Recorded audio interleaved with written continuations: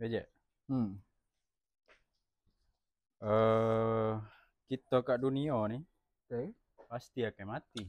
Tak peduli lah, kaya ke, miskin ke, muda ke, tua ke. Betul. Okay.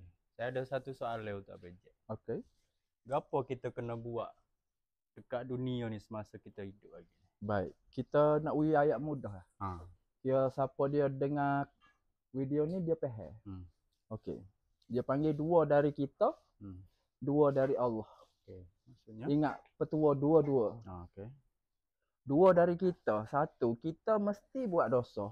Betul. Tak kira mu siapa.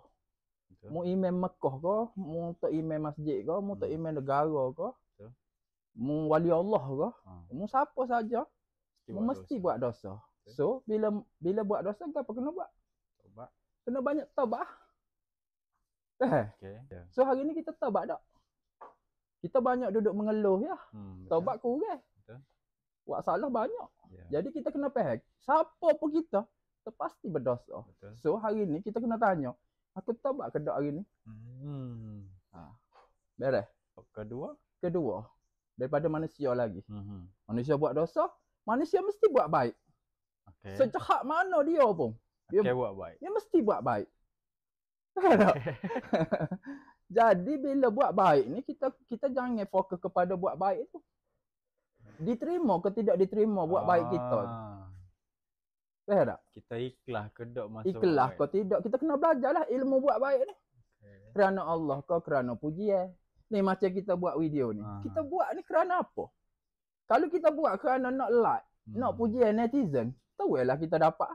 Orang tepuk tangan, orang puji, bagus. Tapi di sisi Allah, no, nothing. Menjadi debu berterbangan. Okey, faham. Terima? Terima. Jadi jangan duk fokus buat baik saja. Fokus diterima atau tidak diterima. Ya. Taubat, buat baik. Clear? Dua daripada kita. Dari Allah pula. Okey. Allah pasti memberi kita ujian. Okey. Allah pasti memberi kita ujian dalam hidup ni. Kalau mu tak usah jadi ujian, yang hidup jadi tunggu kayu lah. Tunggu kayu kena ujian. Itu kena terima hakikat. Sebab apalah aku ni diuji. Sebab mu hidup. Pohon ni boleh diberi ujian. Jadi, ujian tu kita kena sabar. Mu kena taubat. Mu beramal biar ikhlas. Mu kena sabar. Tiga dah.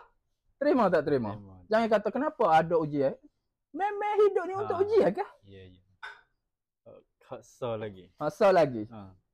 Bila sebut kata mu manusia duduk atas muka bumi ni, mu pasti diberi nikmat.